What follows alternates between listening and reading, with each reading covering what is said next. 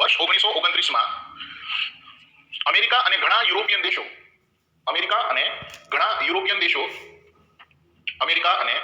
European દેશો વૈશ્વિક મહામંદીથી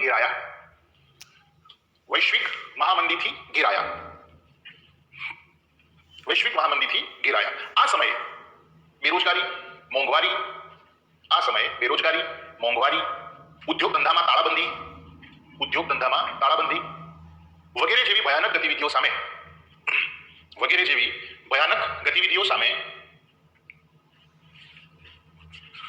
આ બંને અર્થવ્યવસ્થાઓ કૌંસમાં લખીશું. કઈ બંને અર્થવ્યવસ્થાઓ? મૂડીવાદી અને રાજ્ય અર્થવ્યવસ્થા. આ બંને અર્થવ્યવસ્થાઓ મૂડીવાદી અને રાજ્ય અર્થવ્યવસ્થા રિકવરી કરવામાં નિષ્ફળ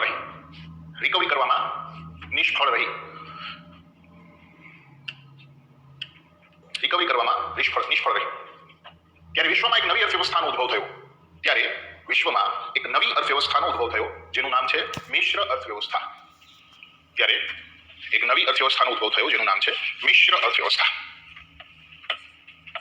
મિશ્ર અર્થવ્યવસ્થાને ઇંગ્લિશમાં મિક્સ્ડ ઇકોનોમી અથવા ડ્યુઅલ ઇકોનોમી કહેવામાં આવે છે.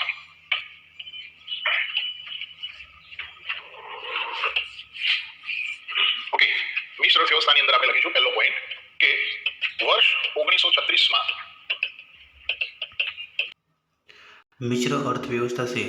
મિશ્ર અર્થવ્યવસ્થા એટલે કે મિક્સ્ડ ઇકોનોમી એટલે કે ડ્યુઅલ ઇકોનોમી વર્ષ 1936 જોહન મેનાર્ડ કેઇન્સ દ્વારા પ્રકાશિત પુસ્તક the general theory of employment, interest and money એ પુસ્તક હતું. The general theory of employment, interest and મનીમાં આ અર્થવ્યવસ્થા છે એટલે કે મિશ્ર અર્થવ્યવસ્થાનો સર્વપ્રથમ ખ્યાલ જોવા મળે છે. આ મિશ્ર અર્થવ્યવસ્થામાં સરકાર અને ખાનગી ક્ષેત્ર બંને એકબીજાને સહભાગી બની કાર્ય કરે છે. મિશ્ર અર્થવ્યવસ્થા અર્થાત મૂડીવાદી અર્થવ્યવસ્થાના સારા ગુણધર્મો અને રાજ્ય અર્થવ્યવસ્થાના સારા ગુણધર્મોનું મિશ્રણ છે. આવું કોણે કીધું? ઓસ્કાર લેંગે કીધું છે. ઓસ્કાર લેંગે એવું કીધું છે કે મિશ્ર અર્થવ્યવસ્થા અર્થાત મૂડીવાદી અર્થવ્યવસ્થાના સારા ગુણધર્મો અને રાજ્ય અર્થવ્યવસ્થાના સારા ગુણધર્મોનું મિશ્રણ. મિશ્ર અર્થવ્યવસ્થાની લાક્ષણિકતાઓ. પહેલી છે સરકારી અને ખાનગી ક્ષેત્ર એટલે કે સરકારી અને ખાનગી બંને ક્ષેત્રોનું સહ અસ્તિત્વ જોવા મળે છે. બીજું છે રાજ્ય દ્વારા સમાજ કલ્યાણના કાર્યો થશે અને ખાનગી ક્ષેત્ર નફો કમાશે. સહકારી ક્ષેત્રનું અસ્તિત્વ જોવા મળે છે એટલે સહકારી બેંક, પછી દૂધ ડેરી છે, બધી સહકારી ક્ષેત્રમાં આવે છે. એટલે કે સહકારી ક્ષેત્રનું અસ્તિત્વ જોવા મળે છે. લોકો, વેપારીઓ અથવા ધંધાદારીઓ પાસે આર્થિક નિર્ણય લેવાની સત્તા હોય છે. 1940માં વિશ્વનો પ્રથમ દેશ જેને મિશ્ર અર્થવ્યવસ્થા અપનાવી હોય તે દેશ કયો હતો? ફ્રાન્સ હતો. બીજા વિશ્વયુદ્ધ બાદ ભારત, ઇન્ડોનેશિયા, મલેશિયા વગેરે આઝાદ થયેલ દેશોએ મિશ્ર અર્થવ્યવસ્થા અપનાવી હતી. હવે ભારતની આપણે વાત કરીએ તો ભારતે મિશ્ર અર્થવ્યવસ્થા ક્યારે અપનાવી? તો 1948માં ભારત એની પ્રથમ ઔદ્યોગિક નીતિ જાહેર કરે છે. કઈ નીતિ જાહેર કરે છે? ઔદ્યોગિક નીતિ શું હોય? તો કે ભાઈ ભારત જે છે એની અંદર ઉદ્યોગો જેટલા પણ છે એમાં કયા ઉદ્યોગોમાં સરકારનું કેટલું અસ્તિત્વ હશે, ખાનગી ક્ષેત્રનું રોકાણ કેટલું હશે, આવનારા ભવિષ્યમાં ઉદ્યોગોની દિશા અને દશા કઈ પ્રકારની હશે, આવનારા ભવિષ્યમાં ઉદ્યોગોને કયા પ્રકારે ગ્રોથ કરાવવો, આવનારા ભવિષ્યમાં ઉદ્યોગ ક્ષેત્રમાં વિદેશમાંથી જે નાણાં આવે છે આગળ એ કેટલા આવવા દેવા, કેટલા ન આવવા દેવા, દરેક બાબતોનો જે છે માહિતી આપતી એક ડોક્યુમેન્ટ એને કહેવામાં આવે છે ઔદ્યોગિક નીતિ. તો ભારતે એની પહેલી ઔદ્યોગિક નીતિ જાહેર કરી 1948માં. ક્યારે જાહેર કરી? એ વખતે ભારતના તત્કાલીન ઉદ્યોગ મંત્રી હતા શ્યામાપ્રસાદ મુખર્જી. કોણ હતા? શ્યામાપ્રસાદ મુખર્જી, જેમનો અત્યારે ભારતીય જનતા પાર્ટીની સ્થાપનામાં મહત્વનો રોલ રહ્યો છે. તો એમને જ્યારે ભારતની પ્રથમ ઔદ્યોગિક નીતિ જાહેર કરી એમાં એમને એવું કીધું કે ભારત એ મિશ્ર અર્થવ્યવસ્થા અપનાવશે. મિશ્ર અર્થવ્યવસ્થા. એટલે તમને એવું પૂછે ભારતે મિશ્ર અર્થવ્યવસ્થા ક્યારે અપનાવી અથવા અપનાવવાનું નક્કી કર્યું અથવા જાહેર કરી? તો 1948. જો વર્ષ પૂછાય તો 1948. પણ હમણાં જીપીએસસી એક પ્રશ્ન પૂછ્યો હતો કે ભારતે વાસ્તવિક રીતે મિશ્ર અર્થવ્યવસ્થા ક્યારે અપનાવી છે અને ઓપ્શનમાં વર્ષ નહોતું. ઓપ્શનમાં હતું પંચવર્ષીય યોજનાઓ. આપણે ભણવાના છીએ આગળ. અને ભારતે પોતાનું આયોજન જે અર્થવ્યવસ્થાનું છે કયા પ્રકારે કર્યું છે પંચવર્ષીય યોજનાઓને આધારે કર્યું છે મતલબ કે 1951 થી આપણે ભારતમાં દર 5 વર્ષનું આયોજન લાગુ કરતા કે આવનારા 5 વર્ષમાં આપણે ભારતમાં આટલો વિકાસ કરવાનો છે એ પ્રકારની 5 યોજનાઓ આપણે લાગુ કરી 1951 થી 2017 સુધીમાં ક્લિયર થાય છે આઈડિયા આવે છે તો તમને જો એવો પ્રશ્ન પૂછાય કે ભારતે મિશ્ર અર્થવ્યવસ્થા ક્યારે અપનાવી અને ઓપ્શનમાં હોય પહેલી પંચવર્ષીય યોજના બીજી પંચવર્ષીય યોજના ત્રીજી પંચવર્ષીય યોજના કે ચોથી પંચવર્ષીય યોજના તો તમારે જવાબ લખવાનો છે બીજી પંચવર્ષીય યોજના ક્લિયર થાય છે વર્ષ પૂછાય તો 1948 પંચવર્ષીય યોજના ઓપ્શનમાં આપેલી હોય તો બીજી પંચવર્ષીય યોજના કારણ કે બીજી પંચવર્ષીય યોજના દરમિયાન ભારતમાં ઉદ્યોગોની સ્થાપના કરવાની શરૂઆત થઈ ગઈ ખાનગી ઉદ્યોગો પણ સ્થપાયા સરકારી ઉદ્યોગો પણ સ્થપાયા અને બ્રિટનમાંથી ઘણું બધું રોકાણ આવે છે અને દુર્ગાપુર સ્ટીલ પ્લાન્ટની જે છે સ્થાપના થાય છે આઈડિયા આવે છે રાઉરકેલા પ્લાન્ટની સ્થાપના થાય છે જર્મનીથી રોકાણ આવે છે ઓડિશાની અંદર તો ખાનગી ઉદ્યોગો પણ સ્થપાયા સાથે સાથે સરકારે પણ ઘણા બધા ઉદ્યોગોની સ્થાપના કરી IOCL Indian oil corporation ONGC ની સ્થાપના કરી ઓકે સ્ટેટ બેંક ઓફ ઇન્ડિયાની જે છે સ્થાપના બધી સ્થાપનાઓ કરી છે તો વાસ્તવિક રીતે જો વાત કરીએ તો મિશ્ર અર્થવ્યવસ્થા ક્યારે અપનાવી બીજી પંચવર્ષીય યોજના પણ વર્ષ પૂછાય કે સરકારે ક્યારે જાહેર કરી કે ભારત મિશ્ર અર્થવ્યવસ્થા અપનાવશે તો 1948 બોલો ક્લિયર થાય છે ઓકે તો પહેલો મુદ્દો લખીશું વર્ષ 1948 માં ભારતના તત્કાલીન ઉદ્યોગ મંત્રી ડોક્ટર શ્યામા પ્રસાદ મુખર્જી દ્વારા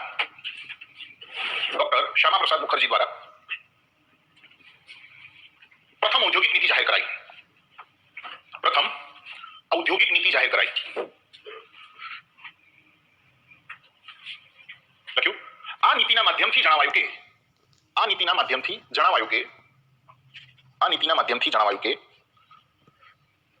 ભારત મિશ્ર અર્થવ્યવસ્થા અપનાવશે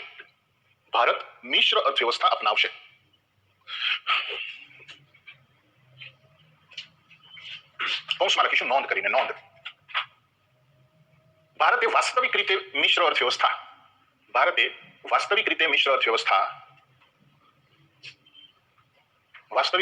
અર્થવ્યવસ્થા બીજી પંચવર્ષીય યોજના દરમિયાન અપનાવી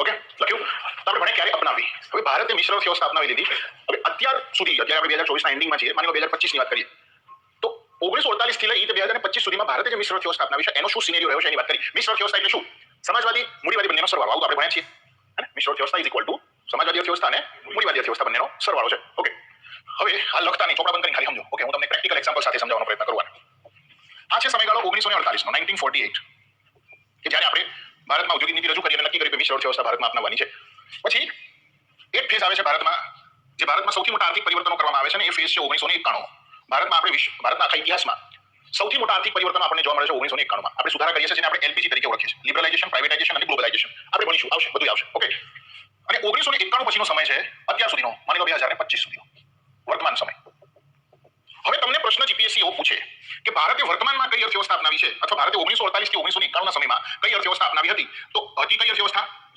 મિશ્ર અર્થવ્યવસ્થા ઓકે 1991 થી લઈ 2025 અત્યાર સુધી અત્યારે પણ કઈ અર્થવ્યવસ્થા છે સિમ્પલ કે ભારતે કઈ અર્થવ્યવસ્થા અપનાવી છે 1948 માં જાહેર કરી ત્યારથી લઈ અત્યાર સુધી મિશ્ર અર્થવ્યવસ્થા જ અપનાવી છે ઓકે તો સાહેબ બધું સમજાવો છો કેમ તો સમજો 1948 થી 1991 નો સમય 1991 પહેલાની જો આપણે વાત કરીએ તો લગભગ આપણું અસ્તિત્વ નહીં હોય આ દુનિયામાં મને નથી લાગતું કે આમાં 1991 પહેલાનો હોય આપણા બાપ દાદા હશે કે નહીં હોય આપણા પપ્પા કે આપણા દાદાને ખાલી એટલું પૂછવાનું કે તમે જે સ્કૂલમાં જતા હતા સરકારી હતી કે ખાનગી કઈ હશે મોટા ભાગના ક્યાં ભણ્યા છે સરકારી તમે દવા લેવા જતા હતા તો સરકારી દવાખાનું હતું કે ખાનગી હતું ને તમે ટ્રાન્સપોર્ટમાં જતા હતા બસની વાત કરું છું સરકારી ટ્રાન્સપોર્ટ તો એમાં સરકારી બસો વધારે દોડતી ખાનગી રિક્ષાઓ હતી પણ અત્યારના સાપેક્ષે એ વખતે ઓછી હતી તો તમને એક વસ્તુ રિયલાઇઝ થાય છે કે આ જે સમયગાળો છે 1951 સુધીનો એમાં હતી તો મિશ્ર અર્થવ્યવસ્થા પણ મિશ્ર અર્થવ્યવસ્થામાં જે પલ્લું હતું ને જે ત્રાજવું એ સમાજવાદ તરફ ઢળેલું હતું ઢોળાવ કઈ બાજુ હતો કારણ કે મિશ્ર અર્થવ્યવસ્થામાં બે પ્રકારની અર્થવ્યવસ્થાનો સરવાળો છે મૂડીવાદી અને સમાજવાદી પણ 1991 સુધી ભારતની મિશ્ર અર્થવ્યવસ્થાનું જે ત્રાજવું હતું એ કઈ બાજુ નમેલું હતું સમાજવાદી તરફ મેં ઉદાહરણ આપ્યું તમને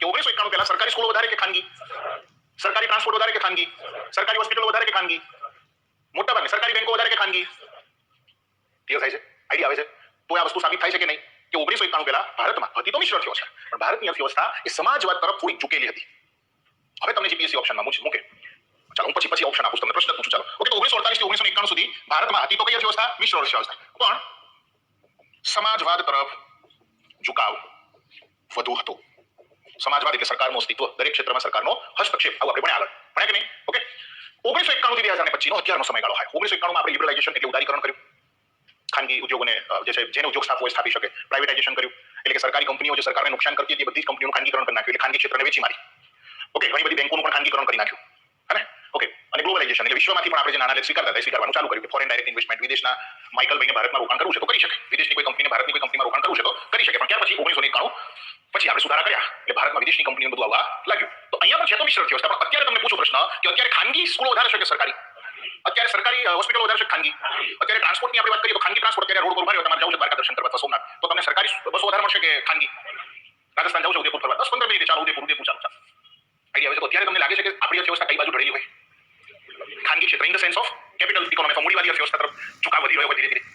અત્યારે જો સરકારી કંપનીઓનું પણ ખાનગીકરણ કરવામાં આવે છે.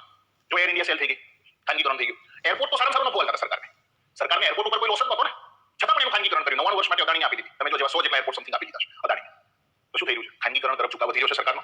એનો મતલબ શું થાય છે? તો કઈ અર્થવ્યવસ્થા? મિશ્ર. પણ ઝુકાવ કઈ બાજુ વધ્યો છે? મૂડીવાદ તરફ. તો હવે તમને ઓપ્શન પૂછાય કે વર્તમાન ભારતીય અર્થવ્યવસ્થાના સંદર્ભમાં નીચેના વિધાનો તપાસો અથવા તો સૌથી શક્ય વિધાન પસંદ કરો. ઓપ્શનમાં હોય કે વર્તમાનમાં ભારતીય અર્થવ્યવસ્થા એ મિશ્ર અર્થવ્યવસ્થા છે. બીજો ઓપ્શન હોય વર્તમાનમાં ભારતીય અર્થવ્યવસ્થા એ મિશ્ર અર્થવ્યવસ્થા છે જેનો સમાજવાદ તરફ ઝુકાવ વધારે છે. ત્રીજો ઓપ્શન હોય વર્તમાનમાં ભારતીય અર્થવ્યવસ્થા એ મિશ્ર અર્થવ્યવસ્થા છે જેનો મૂડીવાદ તરફ ઝુકાવ વધારે છે. તો સૌથી નજીકનું સત્ય વિધાન કયું? સત્ય તો પેલું છે કે ભારતમાં મિશ્ર અર્થવ્યવસ્થા છે, પણ સૌથી નજીકનું સત્ય વિધાન કયું? કે ભારતની અર્થવ્યવસ્થા એ મૂડીવાદ મિશ્ર અર્થવ્યવસ્થા છે, પરંતુ એનો વર્તમાનમાં મૂડીવાદ તરફ ઝુકાવ વધી રહ્યો છે. ક્લિયર થાય છે? કન્સેપ્ટ ક્લિયર થાય છે? ઓકે, તો 1991 થી 2025 વચ્ચે વાત કરીએ તો ભારતીય અર્થવ્યવસ્થા મૂડીવાદ તરફ ઝુકાવ વધી રહ્યો છે. ચાલો ડન છે, લખી દો.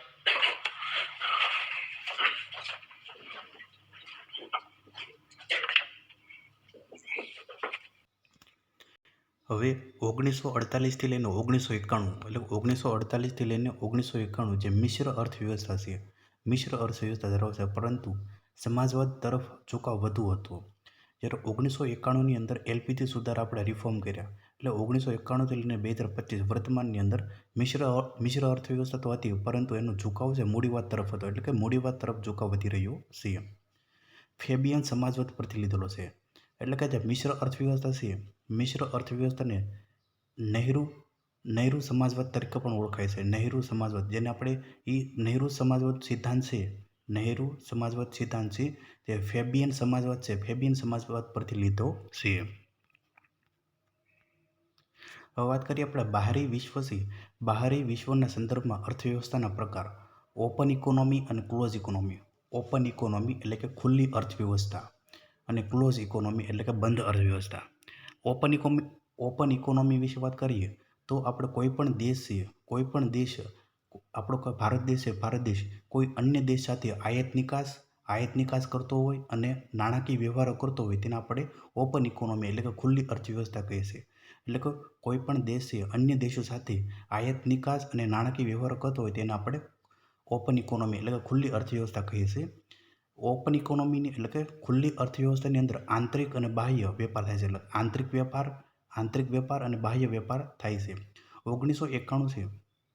1991 બાદ ભારતની અર્થવ્યવસ્થા ખુલ્લી અર્થવ્યવસ્થા બની છે. ક્લોઝ ઇકોનોમી છે એટલે કે ક્લોઝ ઇકોનોમી એટલે કે બંધ અર્થવ્યવસ્થા. બંધ અર્થવ્યવસ્થાની અંદર એટલે કે કોઈ પણ દેશ છે એટલે કે ભારત દેશ છે, ભારત દેશ કોઈ અન્ય દેશ સાથે વેપાર ન કરતો હોય તેને આપણે બંધ અર્થવ્યવસ્થા કહીએ છીએ. એટલે કે કોઈ દેશ છે અન્ય દેશો સાથે કોઈ પણ પ્રકારનો વ્યવહાર ન કરતો હોય, આયાત નિકાસ ન કરતો હોય અને નાણાકીય વ્યવહાર ન કરતો હોય તેને આપણે બંધ અર્થવ્યવસ્થા એટલે કે ક્લોઝ ઇકોનોમી કહીએ છીએ. અહીં માત્ર આંતરિક વેપાર થાય છે, એટલે કે બંધ અર્થવ્યવસ્થાની અંદર માત્ર આંતરિક વેપાર થાય છે. 1991 પહેલાંની ભારતની અર્થવ્યવસ્થા બંધ અર્થવ્યવસ્થા હતી. વિશ્વના સંદર્ભમાં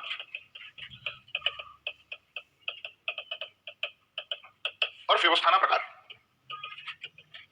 બહારી વિશ્વના સંદર્ભમાં અર્થવ્યવસ્થાના પ્રકાર બે પ્રકાર છે. એકને આપણે કહીએ છીએ ઓપન ઇકોનોમી, જેને આપણે ગુજરાતીમાં કહીશું ખુલ્લી અર્થવ્યવસ્થા, અને બીજાને આપણે કહીએ છીએ ક્લોઝડ ઇકોનોમી એટલે કે બંધ અર્થવ્યવસ્થા. Open economy, closed economy. Simple છે, બંને વચ્ચેનો તફાવત આપણે જોઈએ. બંધ ઇકોનોમી એટલે શું? જ્યારે કોઈ એક દેશ વિશ્વના કોઈ પણ દેશ સાથે કોઈ પણ પ્રકારનો વ્યવહાર કરતો નથી. જ્યારે કોઈ દેશ વિશ્વના કોઈ પણ દેશ સાથે કોઈ પણ પ્રકારનો વ્યવહાર કરતો નથી, પૈસાનો વ્યવહાર કરતો નથી, વસ્તુનો કરતો નથી કે સેવાનો કરતો નથી, નથી અહીંયાથી વસ્તુ મોકલતો, નથી વસ્તુ લેતો, નથી કોઈને રૂપિયા આપતો કે નથી કોઈના રૂપિયા લેતો, આ પ્રકારની અર્થવ્યવસ્થા એટલે એને કહેવાય ક્લોઝ ઇકોનોમી. સંપૂર્ણ રીતે ક્લોઝ. એ દેશ પોતાની જાતને એવું માને છે કે અમે સેલ્ફ રિલાયન્સ છે, મતલબ અમે આત્મનિર્ભર છીએ, અમારે કોઈની જરૂર નથી. ક્લિયર થાય છે? તો આવી અર્થવ્યવસ્થાને શું કહેવાય? Close economy. ઓપન ઇકોનોમી એટલે શું? તો એક દેશ બીજા દેશ સાથે તમામ પ્રકારના વ્યવહાર કરતો હોય. બીજા દેશમાંથી જરૂર પડે તો આયાત પણ કરતો હોય, બીજા દેશમાં નિકાસ પણ કરતો હોય, બીજા દેશમાં જરૂર પડે તો લોન લેતો પણ હોય, બીજા દેશને જરૂર પડે તો પોતે લોન આપતો પણ હોય. તો તમામ પ્રકારના આર્થિક નિર્ણયો, તમામ પ્રકારની સેવા વસ્તુઓની આયાત નિકાસ બધા જ વ્યવહારો કરતો હોય. તો એવી અર્થવ્યવસ્થાને શું કહેવાય? Open economy. ભારતના અર્થશાસ્ત્રી એવું કહે છે કે ભારતની અર્થવ્યવસ્થા 1991 પહેલા કેવી હતી? બંધ અર્થવ્યવસ્થા હતી. 1991 માં એલપીજી રિફોર્મ થયા પછી ભારતની અર્થવ્યવસ્થા કેવી બની? ઓપન ઇકોનોમી બની. પણ હું તમને એવું કહું છું કે વાસ્તવિક રીતે બંધ અર્થવ્યવસ્થા પોસિબલ નથી. આ એક કાલ્પનિક ખ્યાલ છે, ઇમેજિનરી કન્સેપ્ટ છે. આ વાસ્તવિક રીતે તો કઈ રીતે પોસિબલ બને? ભારતમાં ક્યાં એટલું ક્રૂડ ઓઇલના ખાણો હતી કે આપણે 1991 પહેલા બિલકુલ બહારથી કશું લાવતા જ નહીં હોય. આપણે હળેલા ઘઉં ઇમ્પોર્ટ કરતા હતા અમેરિકાથી. અમેરિકાનો કાયદો છે પબ્લિક લો 480, એ કાયદા મુજબ અમેરિકા આપણને ઘઉં આપતું હતું, એ બી હળેલા. તો આપણે એવું કઈ રીતે કહી શકીએ કે ભારતની અર્થવ્યવસ્થા ક્લોઝ ઇકોનોમી હતી? એ કૌંસમાં હું તમને એક વસ્તુ લખાવવાનો છું કે આ એકેડેમિક પર્પઝથી ભણવાનું છે આપણે, પણ વાસ્તવિક રીતે આ કન્સેપ્ટ પોસિબલ નથી. કોઈ પણ દેશ 100% આત્મનિર્ભર તો ન જોઈ શકે. એના તે કંઈક તો ખૂટતું જ હોય. એના તે બટાકા પાકતા હોય તો બટાકા ડુંગળીનું શાક કરવું હોય, ડુંગળી ક્યાંથી લાવવી જ પડે. એના તે જરૂરી નથી બધી જ વસ્તુ પાકતી હોય. બોલો ક્લિયર થાય છે? એટલે આપણે એકેડેમિક પર્પઝથી બંનેને ભણીશું, પણ નીચે કૌંસમાં હું લખાવીશ કે બંધ અર્થવ્યવસ્થાનો ખ્યાલ જે છે એ કાલ્પનિક છે. 100% ક્લોઝ ઇકોનોમી ક્યાંય પોસિબલ નથી. આપણે ક્રૂડ ઓઇલ બહારથી મગાવતા હતા, આપણે બહારથી ઘઉં મગાવતા હતા. આપણે 1980 પહેલા, 1970 પહેલા જ્યારે શ્વેત ક્રાંતિ નહોતી થઈ પહેલા આપણે દૂધ પણ લાવતા હતા બહારથી. શ્વેત ક્રાંતિ પછી આપણે કેવા થયા? આત્મનિર્ભર થયા દૂધ ક્ષેત્રે. પછી હરિત ક્રાંતિ 1965-66 માં 66-67 માંથી એટલે 1980 સુધી આપણે આત્મનિર્ભર થયા. બહારથી આપણે ઘઉં લાવવાનું બંધ કર્યું, બાકી ઘઉં પણ બહારથી લાવતા હતા. અને તો બીજા દેશો પર આપણે નિર્ભર તો હતા જ. એટલે 100% ક્લોઝ ઇકોનોમી પોસિબલ નથી. તમારે કોઈને કોઈ વસ્તુ માટે ક્યાં જવું પડે? સેવા પર નિર્ભર રહેવું પડે. ઇવન આપણે ટેકનોલોજીમાં વાત કરીએ તો આપણી જે ઇસરો છે, ઇન્ડિયન સ્પેસ રિસર્ચ ઓર્ગેનાઇઝેશન, એને પણ ઘણા બધા સ્પેર પાર્ટ જ્યારે આર્યભટ્ટ બનાવ્યો અને આર્યભટ્ટ સેટેલાઇટ લોન્ચ કર્યો 1975 માં, તો આપણે થોડો ભારતમાંથી કર્યો હતો, બીજા દેશમાંથી કરવો પડ્યો. તો આપણે બીજા દેશ સાથે વ્યવહાર તો કર્યો ના કર્યો? મફત તો કર્યો નહીં હોય એને, હે ને? તો કહેવાનો મતલબ એ છે કે એકેડેમિક પર્પઝથી બંધ અર્થવ્યવસ્થા ભણવાની, પણ વાસ્તવિક રીતે આ તો કદાચ કોઈ કોમેન્ટ કરે પહેલા પાણી પહેલા પાડો તો સાહેબ આવું તો કઈ રીતે બને?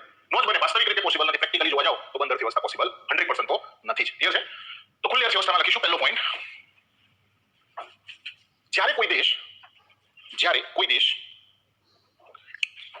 કોઈ દેશ વિશ્વના અન્ય દેશો સાથે આયાત નિકાસ કરે, વિશ્વના અન્ય દેશો સાથે આયાત નિકાસ કરે, નાણાકીય વ્યવહારો કરે, આયાત નિકાસ કરે, નાણાકીય વ્યવહારો કરે, ત્યારે એવી અર્થવ્યવસ્થાને ખુલ્લી અર્થવ્યવસ્થા કહે છે. ત્યારે એવી અર્થવ્યવસ્થાને ખુલ્લી અર્થવ્યવસ્થા કહે છે.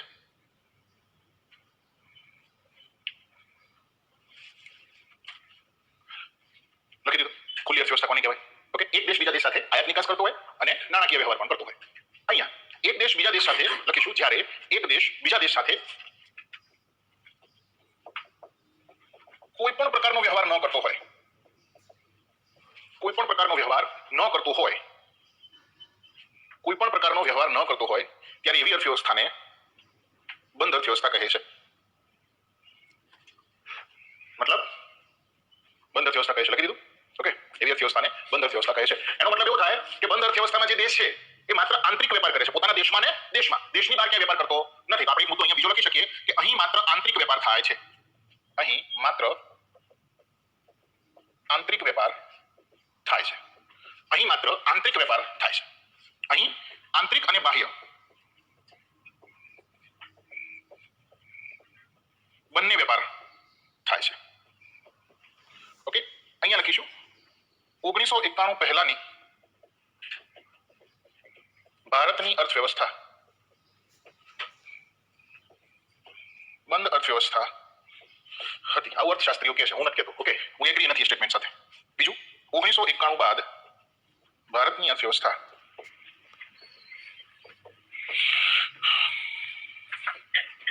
ખુલ્લી અર્થવ્યવસ્થા બની. 1991 બાદ ભારતની અર્થવ્યવસ્થા ખુલ્લી અર્થવ્યવસ્થા બની. લખી ગયું? લખી રહ્યા તો લખો નોંધ. નોંધમાં લખીશું કે વર્તમાનમાં બંધ અર્થવ્યવસ્થા સંપૂર્ણતઃ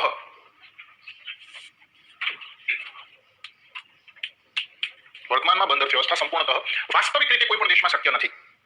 વાસ્તવિક રીતે કોઈ પણ દેશમાં શક્ય નથી. કારણ કે કોઈ પણ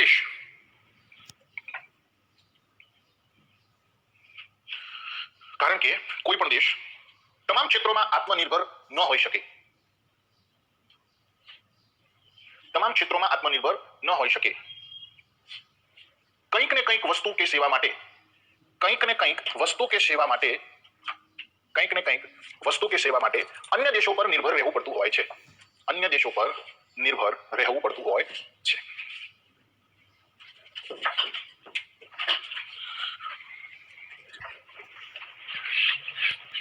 બોલો રેડી? ખબર પડી? Open economy. હા બોલો. હવે વાત કરીએ આપણે વિકસિત અર્થવ્યવસ્થા વિકસિત અર્થવ્યવસ્થા જે દેશમાં આર્થિક વિકાસ છે, જે દેશમાં આર્થિક વિકાસનું સ્તર ઉચ્ચ કક્ષાનું હોય એવી અર્થવ્યવસ્થાને વિકસિત અર્થવ્યવસ્થા કહે છે. વિકસિત અર્થવ્યવસ્થાની અંદર લોકોનું જીવન ધોરણ છે ઊંચું હોય છે.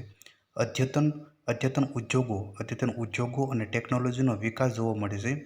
વિકસિત અર્થવ્યવસ્થામાં આ દેશો છે હ્યુમન ડેવલપમેન્ટ ઇન્ડેક્સમાં ઉચ્ચ સ્થાન ધરાવતા હોય છે. વિકસિત અર્થવ્યવસ્થા જે વર્લ્ડ બેંક છે એટલે કે વિશ્વ બેંક મુજબ વ્યાખ્યા વાત કરીએ તો જે દેશોમાં લોકોની વાર્ષિક માથાદીઠ આવક છે, વાર્ષિક માથાદીઠ આવક $14,006 કરતાં વધુ હોય એવા દેશોને વિકસિત દેશો કહે છે. વિકસિત દેશો કોને કહેવાય એટલે કે જે દેશોમાં લોકોની વાર્ષિક માથાદીઠ આવક $14,006 કરતાં વધુ હોય એવા દેશોને વિકસિત દેશો કહે છે. દાખલા તરીકે USA એટલે કે અમેરિકા, ઓસ્ટ્રેલિયા, કેનેડા, જાપાન વગેરે. બરાબર? તો લખીશું વિકાસની વિભિન્ન અવસ્થાઓને આધારે અત્યારે આપણે જે ભણી રહ્યા છે વિશ્વાસ એ પ્રીલિમનું ભણી રહ્યા છે. આમાં મેન્સનું કશું નહીં આવે, મેન્સનો મય નહીં આવે. મેન્સ માટે અલગથી લેક્ચર આવશે એપ્રિલ મહિનાથી. ઓકે, ચલો. વિકાસની વિભિન્ન અવસ્થાઓને આધારે અર્થવ્યવસ્થાના પ્રકારો. વિકાસની વિભિન્ન અવસ્થાઓને આધારે અર્થવ્યવસ્થાના પ્રકારો. ઓકે, પહેલું લખીશું એમાં વિકસિત અર્થવ્યવસ્થા. પહેલું લખીશું. શું રિપીટ કરું ભાઈ? નીર વિકસિત અર્થવ્યવસ્થા.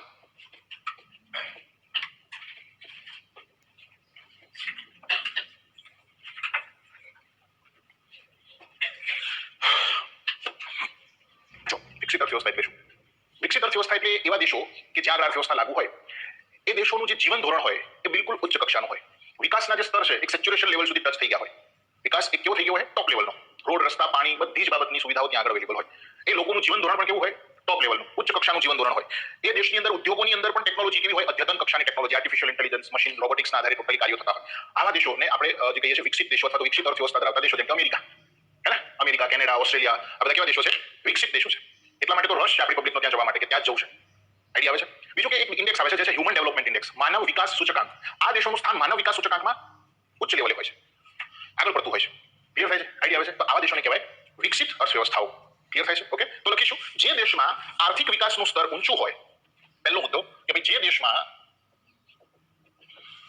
આર્થિક વિકાસનું સ્તર, શું નોટ લખાવી બેન? મેં ઘણું બધું લખાવ્યું છે ભાઈ, મને યાદ નથી નીર લખેલું છે, મેં ઘણું બધું લખાવ્યું છે. તમે કહો કે શું બાકી છે તમારે? મેં ઘણું બધું લખાવ્યું, નોટ લખાવી, મેં ઘણું બધું લખાવ્યું છે. ઓકે, જે દેશમાં આર્થિક, શું લખાવ્યું મેં? જે દેશમાં આર્થિક વિકાસનું સ્તર ઉચ્ચ કક્ષાનું હોય, આર્થિક વિકાસનું સ્તર ઉચ્ચ કક્ષાનું હોય એવી અર્થવ્યવસ્થાઓને વિકસિત અર્થવ્યવસ્થા કહે છે. હવે વાત કરીએ આપણે વર્લ્ડ બેંક છે. વર્લ્ડ બેંકના આધારે વિકાસશીલ અર્થવ્યવસ્થાને બે ભાગમાં વહેંચવામાં આવશે. વિકાસશીલ દેશો છે એટલે કે વિકાસશીલ અર્થવ્યવસ્થાને બે ભાગોમાં વહેંચવામાં આવશે. નિમ્ન મધ્યમ આવક ધરાવતા દેશો એની અંદર છે ભારત છે જે નિમ્ન મધ્યમ આવક ધરાવતા દેશો એની અંદર ભારત આવે છે જે $1146 લઈને $4,515 વચ્ચે હોય છે. એટલે કે નિમ્ન મધ્યમ આવક ધરાવતા દેશોમાં કેટલો આવે છે જે $1146 લઈને $4,515 વચ્ચે. અને ઉચ્ચ મધ્યમ આવક ધરાવતા દેશોને $4,516 લઈને $14,005 વચ્ચે, જેને ઉદાહરણ તરીકે ચીન. અલ્પ વિકસિત અર્થવ્યવસ્થા એટલે કે અંડર ડેવલપમેન્ટ ઇકોનોમી. અહીં દેશની આવક છે એટલે કે અહીં દેશની આવકનો સામાન્યતઃ મુખ્ય સ્ત્રોત કૃષિ હોય છે. સામાન્યતઃ ઉદ્યોગો અને ટેકનોલોજીનો વિકાસ ખૂબ જ મર્યાદિત હોય છે. અહીં ગરીબી અને બેરોજગારી ઉચ્ચ કક્ષાએ જોવા મળે છે. લખું છું વર્લ્ડ બેંક મુજબ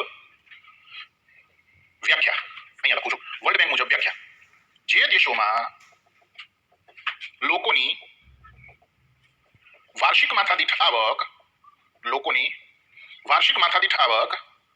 $14,006 કરતા વધુ હોય એવા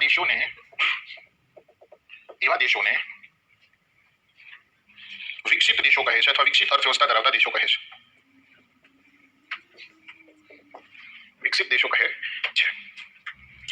તરીકે આપણે લખવું હોય લખી શકીએ. અહીંયા લખી દઉં છું ઉદાહરણ તરીકે વિકસિત દેશોના example USA, Australia, Canada, Japan, USA, Australia, Canada, Japan વગેરે વગેરે. ક્લિયર થાય છે? ઓકે.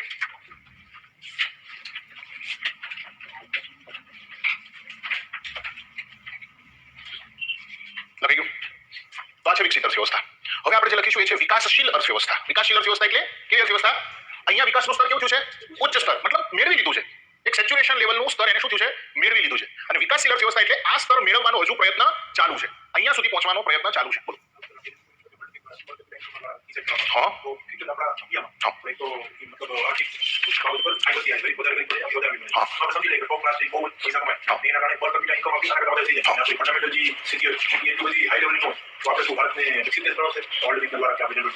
એવું શક્ય જ નહીં બને દોસ્ત. એનું કારણ છે ભારતમાં ધનિકો ધનિક બની રહ્યા છે પણ વસ્તી એટલા રેટથી વધી રહી છે. હાલ મેં ઉદાહરણ આપ્યું, આની 1 લાખ આવક છે, આની 2 છે, આની 3 છે, આની 4 છે. બાજુમાં 2 જણ 4 જણા છે. આ 4 જણામાં આની 1 લાખની ઇન્કમ એ 10 લાખની થઈ જાય છે, પણ બાજુમાં અહીંયા એટલા 10 વ્યક્તિઓ જન્મ લઈ જાય છે. સમજ્યા વસ્તુ? ભારતમાં જે વસ્તીનો વધારો છે એ બી એટલી સ્પીડથી વધી રહ્યો છે. માથાદીઠ આવક એટલે શું? આખા દેશની ટોટલ આવક ભાગ્યા લોકોની સંખ્યા. એટલે અમીરો એટલા ઝડપથી નથી વધવાના જેટલા ઝડપથી વસ્તી વધી રહી છે. કરોડપતિઓ એટલા ઝડપથી નહીં વધે જેટલા ઝડપથી શું વધી રહી છે? વસ્તી વધી રહી છે. એટલે એવું રેર ઓફ ધ રેર કેસમાં શક્ય બનશે. પણ જો તમારા પ્રશ્નનો જવાબ આપું તો યસ, ભારતે વર્લ્ડ બેંકના ક્રાઇટેરિયામાં આ મુજબ આવે છે $14,006 કરતા વધુ છે દર વર્ષે વધી રહ્યો છે. આ વર્ષે 14,100 છે, આવતા વર્ષે 15,100 કે મોંઘવારીના કેલ્ક્યુલેટ કરીને. તો યસ, ભારત જો ક્રાઇટેરિયામાં આવે છે. મેં તમને કહ્યું કે ભારતની અત્યારની આવક કેટલી છે તમને ખબર છે? કેટલી છે ડોલર પ્રમાણે?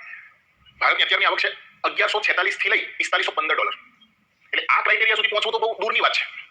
ભારતની જો ડોલરમાં ઇન્કમ કહું પ્રતિ વ્યક્તિ આવક અપ્રોક્સ આવક તો કેટલી છે? $1146 થી લઈ $4515 વચ્ચેની આવક છે ભારતની માથાદીઠ આવક. એટલે ભારતને હજુ $10,000 એટલે તમે ગણતરી મારો કેટલા થાય? ₹80 લેખે ગણો. 10,000 ગુણ્યા 80. હવે એક વ્યક્તિની 8 લાખ આવક ભારતમાં ક્યારે બને? ભારતની વસ્તી અત્યારે વર્લ્ડ બેંક યુએન નો આંકડો જોઈએ 142 કરોડ છે. આપણે તો વસ્તી ગણતરી કરી નથી 2021 ની વસ્તી ગણતરી જો ભારત સરકાર કરશે તો હું તો છાતી ઠોકીને કહું છું 150 કરોડથી નીચે વસ્તી નહીં હોય. સમજ્યા વસ્તુ? એટલે ધનિકો ગમે તેટલા કરોડપતિ બની ગયા, અમે વસ્તી એટલી વધી રહી છે તો આંકડો ડાઉન જ થશે. પણ શું ભારત દેશ એવું કોઈ સ્પેસિફિક એક્ઝામ્પલ નથી.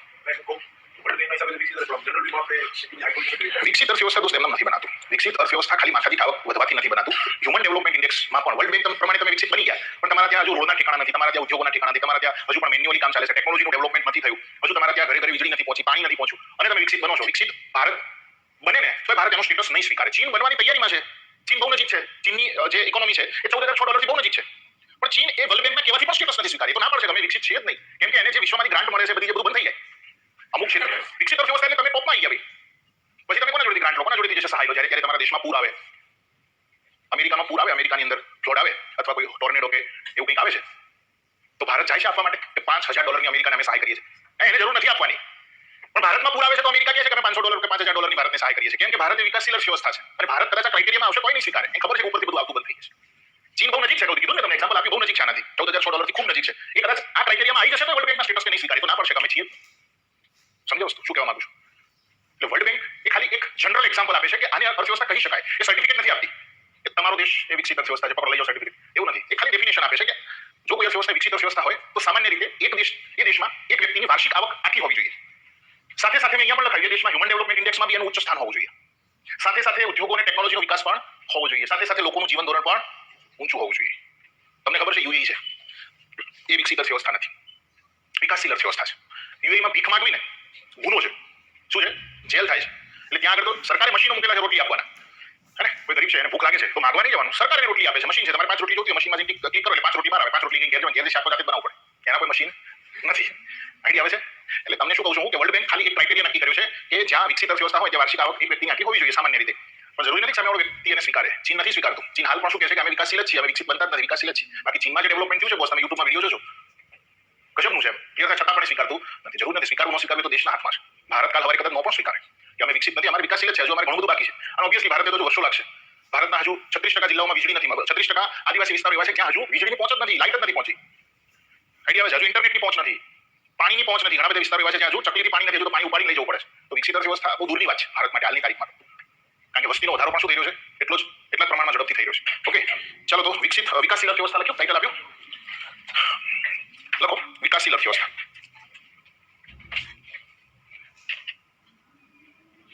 થઈ શકે ભાઈ પાયલ. ઓકે પાયલબેન, લખીશું વિકાસશીલ અર્થવ્યવસ્થામાં. વિકાસશીલ અર્થવ્યવસ્થામાં એવી અર્થવ્યવસ્થાઓનો સમાવેશ થાય છે. વિકાસશીલ અર્થવ્યવસ્થામાં એવી અર્થવ્યવસ્થાઓનો સમાવેશ થાય છે. એવી અર્થવ્યવસ્થાઓનો સમાવેશ થાય છે જે આર્થિક વિકાસના ઉચ્ચ સ્તરને પામવાનો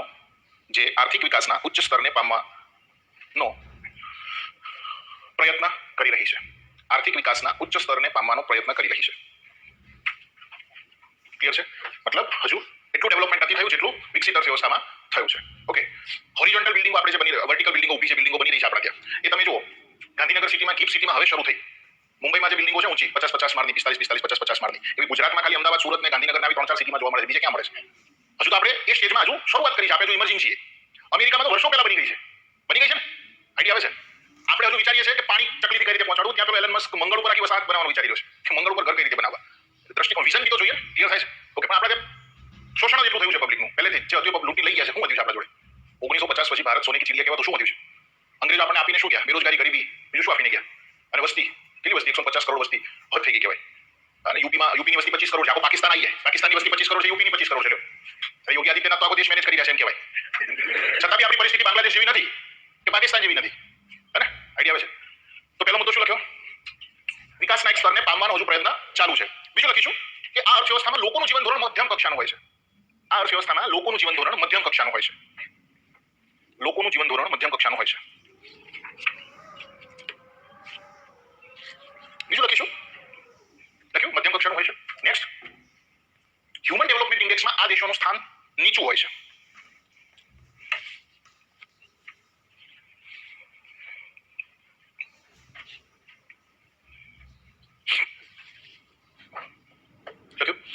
હવે વિશ્વ બેંક છે ને એ વિકાસશીલ અર્થવ્યવસ્થાઓને બે ભાગમાં વહેંચે છે. ઓકે, વર્લ્ડ બેંક વિકાસશીલ અર્થવ્યવસ્થાઓને બે ભાગમાં વહેંચે છે. વિકાસશીલ અર્થવ્યવસ્થાઓને બે ભાગમાં વહેંચે છે. માથાદીઠ આવકની દ્રષ્ટિએ બે ભાગમાં વહેંચે છે. એક ભાગને કહેવાય છે નિમ્ન મધ્યમ આવક ધરાવતા દેશો. નિમ્ન મધ્યમ આવક ધરાવતા દેશો. અને બીજું લખીશું ઉચ્ચ મધ્યમ આવક ધરાવતા દેશો. ઉચ્ચ મધ્યમ આવક ધરાવતા દેશો. નિમ્ન મધ્યમ આવક ધરાવતા દેશોમાં વર્લ્ડ બેંક એવું કહે છે કે $1145 થી $4515 સુધીની માથાદીઠ આવક ધરાવતા હોય. 1146 થી $4515 સુધીની આવક ધરાવતા હોય તો એ નિમ્ન મધ્યમ આવક ધરાવતા વિકાસશીલ દેશો કહેવાશે. કેવા કહેવાશે? નિમ્ન મધ્યમ આવક ધરાવતા વિકાસશીલ દેશો કહેવાશે. જેની આવક કેટલી હોય? માથાદીઠ આવક એક વર્ષની $1146 થી લઈ $4515 જેટલી હોય.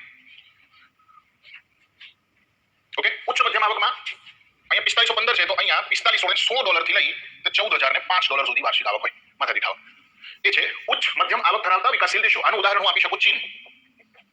આનું ઉદાહરણ હું આપી શકું ભારત. આ છે ચીન, આ છે ભારત.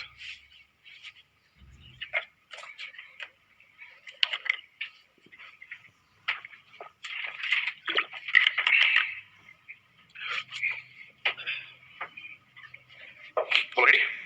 અને લાસ્ટ જે આવે છે ઇકોનોમી જે છે અલ્પ વિકસિત economy, under developed economy. Okay, આ લખાઈ ગયું? ઓકે, નેક્સ્ટ લખીએ અલ્પ વિકસિત અર્થવ્યવસ્થા, અંડર ડેવલપ્ડ ઇકોનોમી.